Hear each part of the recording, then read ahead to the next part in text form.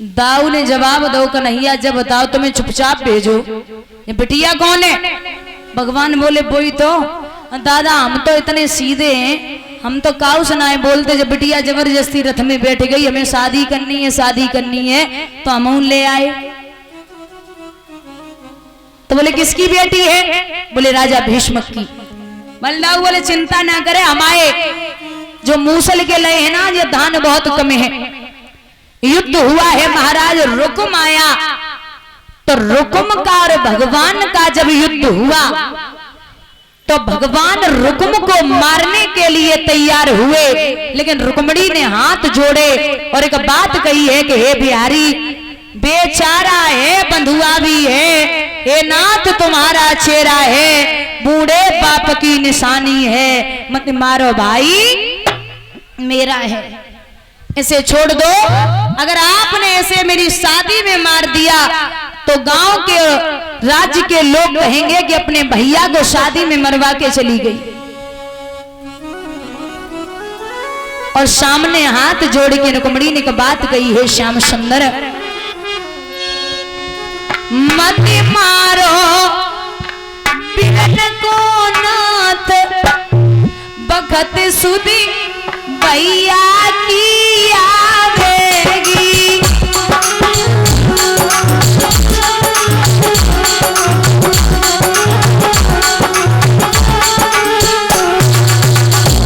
मत मारो बिरन को नाथ बखत सुधी बिरना की आवेगी।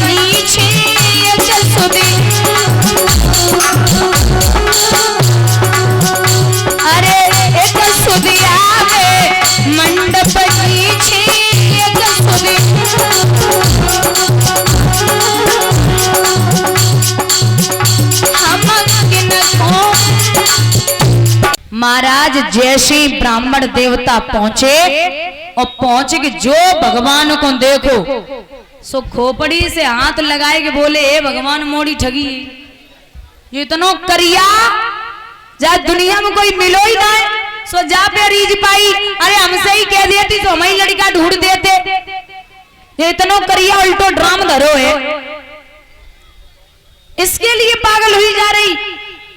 महाराज भगवान ब्राह्मण के मन की बात समझ के जरा से मुस्कुराए गए और जैसे ही भगवान मुस्कुराए ब्राह्मण बेहोश होश आओ तो भगवान के सामने हाथ जोड़ के बोले हैं कृष्ण हमें पता है कि रुक्मणी ने संसार की शोभा सिर्फ एक आप में ढूंढ लिया, आपके अलावा इस दुनिया में इतना सुंदर कोई दूसरा है ही नहीं। अब ये पकड़ो पत्र और चलो।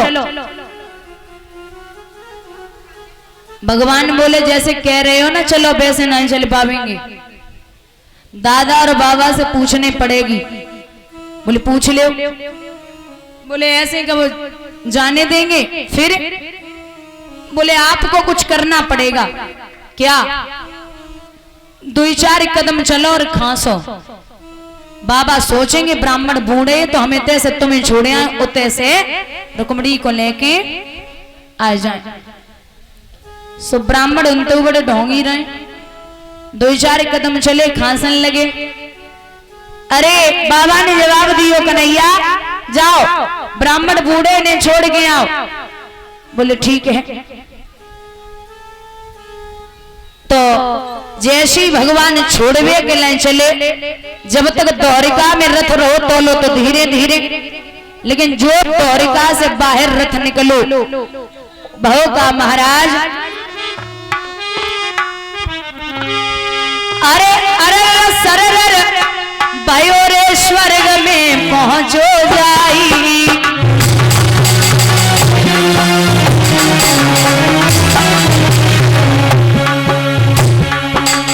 और यहाँ समान पे पंडित बन हो गए हैं घबराई।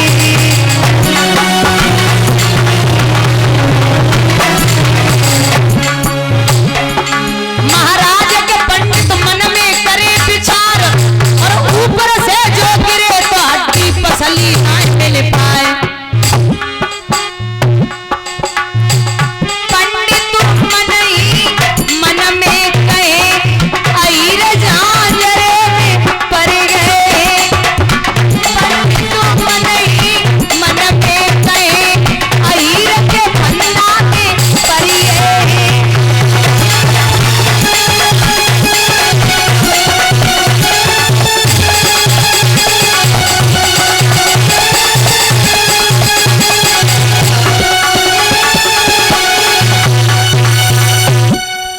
विचार कियो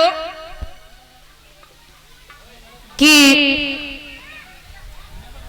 आज अगर अहिर के फंदा से छूट जाए ना तो जिंदगी मुड़वे वाले नाए ब्राह्मण को छोड़ो। बोले जा रुक्मणी से कहो कि कन्हैया आ चुके। महाराज रुक्मणी 16 श्रृंगार करने लगे हैं। जब ब्राह्मण ने जाकर के कहा, ब्राह्मण बोले कि अब मेरी दक्षिणा दो। रुक्मणी बोली हमारे ससुरे में आइयो महाराज, तब खूब देवेंगे। आज 16 श्रृंगार करके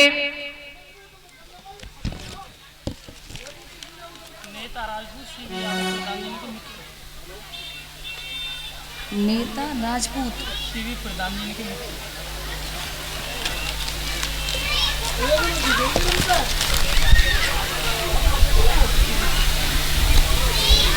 और ये परम श्रद्धेय भैया